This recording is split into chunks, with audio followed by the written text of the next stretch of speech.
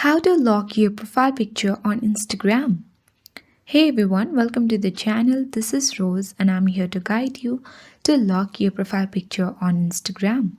Watch the video till the end and without any further ado, let's dive right into the video.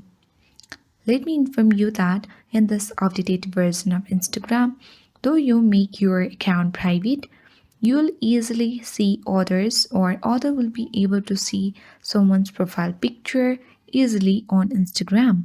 So, to lock your profile picture on Instagram, there is simply a particular trick. One is to go to your profile at bottom right corner of the screen and then click on edit profile button and here tap on edit picture or avatar at top of the screen. So you have got the two options.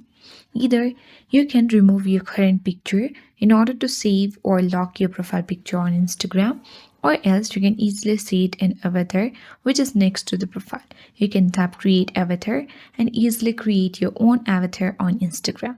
So that was it. That is how we can easily lock our profile picture on Instagram. Hope this video helped you. If you are new to our channel, hit the like button, subscribe for more tech and tips videos. Thank you for watching and see you in the next video.